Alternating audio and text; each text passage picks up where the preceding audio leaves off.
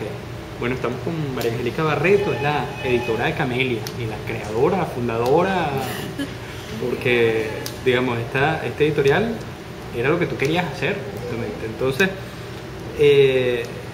tú aprendiste en otra editorial y ahí viste las distintas destrezas que tenían distintos oficios. Sí, sobre todo porque era gerente de producción, entonces tenía acceso a lo que era la parte de diseño también y la parte de concepción y edición de alguna manera, ¿no? Para mí fue una escuela de 4 años y después de ahí fue que decidí con Javier Espúrua, que es mi mentor y Sí. una persona súper especial, que a través de Ex Libris, que tenemos la imprenta aquí, que es una de las ventajas que tenemos como editorial, hemos podido hacer el proyecto desde hace 10 años. Y, o sea, cuando tú trabajaste, digamos, en producción y viste también, bueno, obviamente tú como diseñadora, que el hacer los libros desde diseñarlos hasta luego la producción, ¿cuál es tu idea de la habilidad que debe tener un editor? O sea, si tú tuvieras que contratar a un editor porque te lleva unos meses y alguien tiene que seguir con algunos de tus proyectos o por algún tiempo alguien se encargará de Camelia o Camelia crece y necesita más editores, ¿qué buscarías?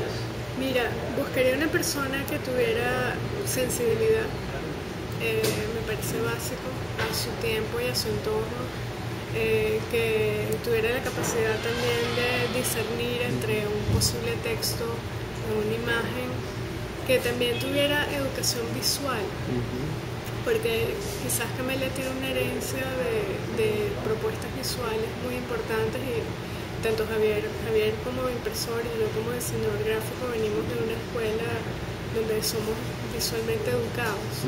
Para mí eso es muy importante. Y también que tenga una dosis de locura para apostar por los proyectos en los que creemos, ¿no? Sí, que algunos son bastante locos y terminan resultando, ¿no? Sí. Mira, y ¿tú crees que el trabajo del editor es de alguna manera también como el trabajo del crítico? O sea, como el crítico de literatura, el crítico de libros. Mira, no creo. Yo creo que todos tenemos un crítico dentro y tenemos que aplicarlo a nuestro propio trabajo. Pero sí pienso que hay especialistas que se dedican a eso. Hay editores, por supuesto, especializados, pero una de las especialidades más curiosas quizás es la de libros para niños porque es un mundo gigantesco, con una variedad enorme, ¿no? Pero ¿qué dirías tú que diferencia el trabajo de un editor de libros para niños de un editor simplemente? Un editor de literatura, un editor de libros.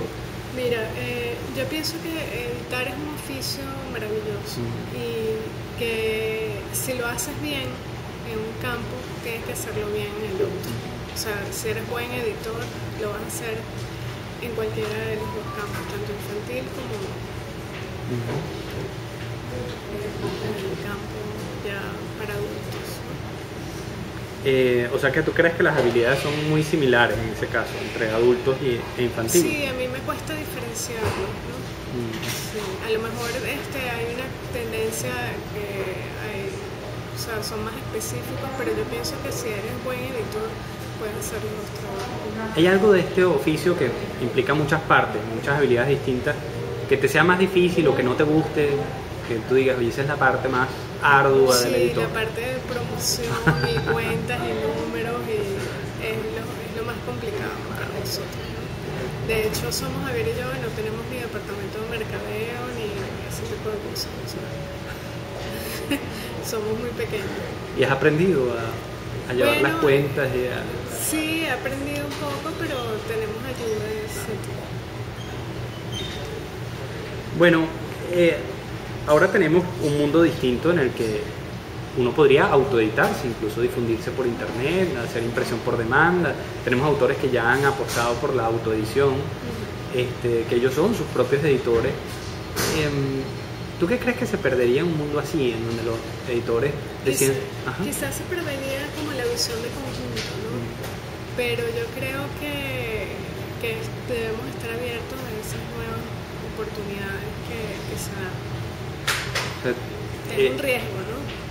Por ejemplo, ¿Hay algún libro que tú sientas, mira, si ese libro se hubiese autoeditado, no hubiera llegado a donde está? Por ejemplo, de los libros tuyos, o quizás no valga la pena hablar de los libros tuyos porque sería confesar algunos secretos del proceso. Bueno, tú en una pregunta haces lo del libro de editor, ¿no? Sí. Y yo creo que bueno, un buen ejemplo de esto es Perro Picado. Ok. Que llegó a nosotros en forma de una tarjeta de presentación que era exactamente esta portada. Y a mí, cuando la vi, se me ocurrió que era un personaje para un libro. Entonces fue muy interesante porque llamé a Reiva Franco y a Gerald Espinosa para que hiciéramos como un brainstorm de las posibilidades que tenía este personaje. Y bueno, ellos llegaron con ideas de textos, ideas de imágenes, y poco a poco se fue construyendo el libro. O sea, este es un clásico libro de editor que si no surge a través de esa visión de la tarjeta de presentación no hubiera sido posible. O sea, que tú dices que obviamente allí hay una tarea creativa en el editor muy importante. Aunque sí, no... sí. Y yo creo que una de las preguntas que tú haces de cuál es la labor más ardua que tenemos como editores, yo creo que es el descubrir nuevos talentos. Talentos, por ejemplo, como Laura Estaño, de Hay Amor, que ya estamos haciendo su segundo libro, que se llama La Nueva Nariz, que es la historia de una cochinita que va al cirujano plástico, que es muy común en nuestros países latinoamericanos. Sí.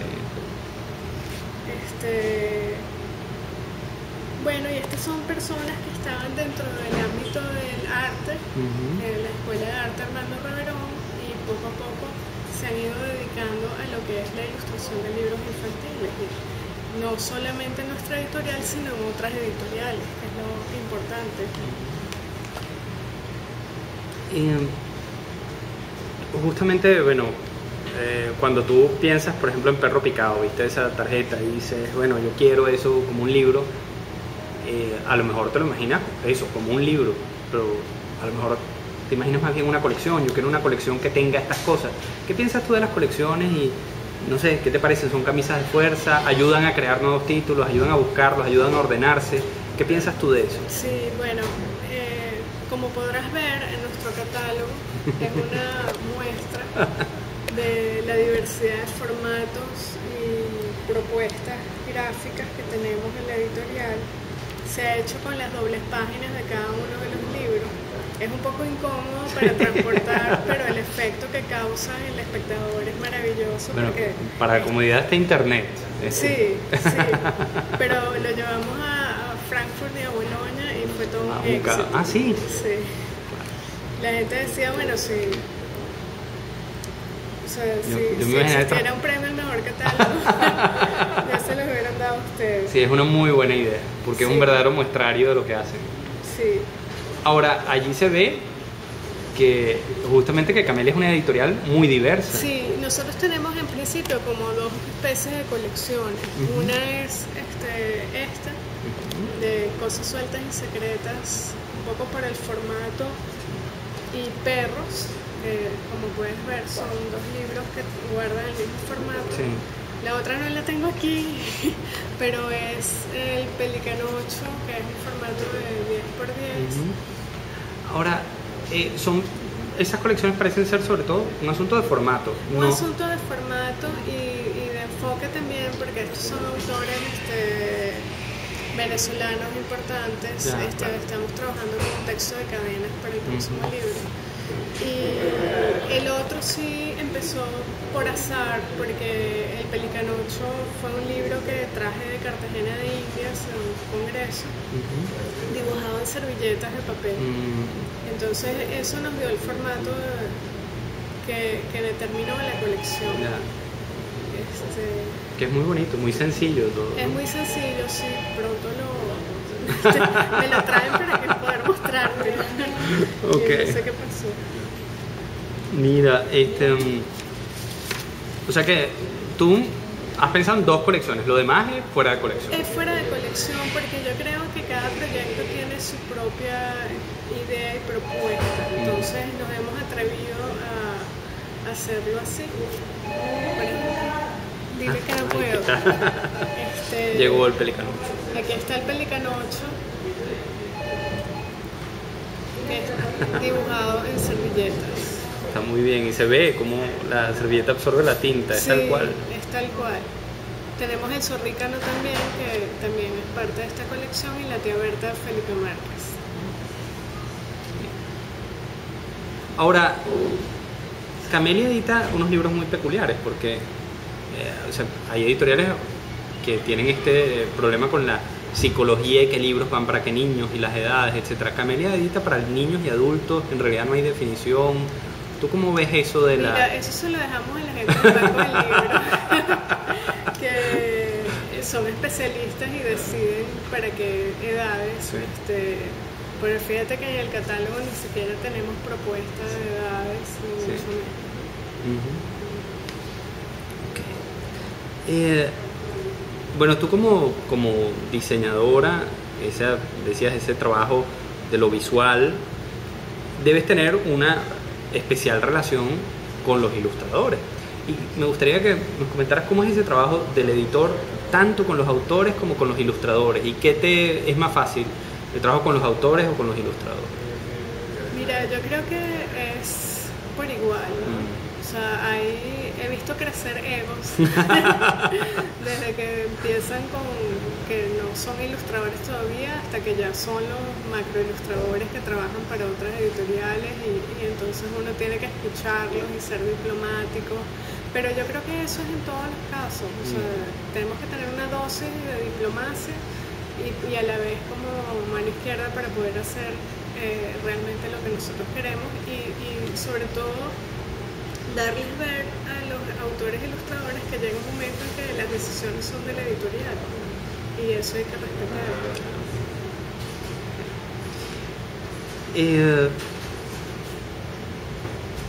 ¿Qué debe tener un proyecto? O sea, aquí, por ejemplo, nos hablaste de Perro Picado, una tarjeta, una invitación, desata un libro.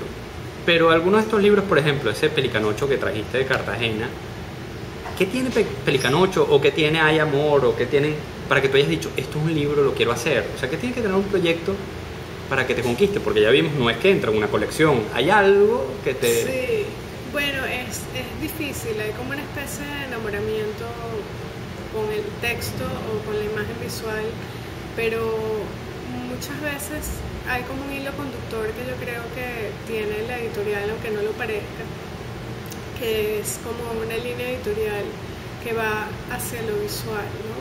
Y hacia nuevas tendencias. Por ejemplo, con Gerald Espinosa, que ha trabajado tanto en otras editoriales, vamos a hacer otro libro con él que se llama Ave Circo. Y es un proyecto que me interesa muchísimo porque es un trabajo sobre el linóleo. O sea, trabajando en linóleo nos parece que es una apuesta nueva dentro de su carrera como ilustrador. Entonces creemos en eso. ¿Y seguiría tu segundo ABC?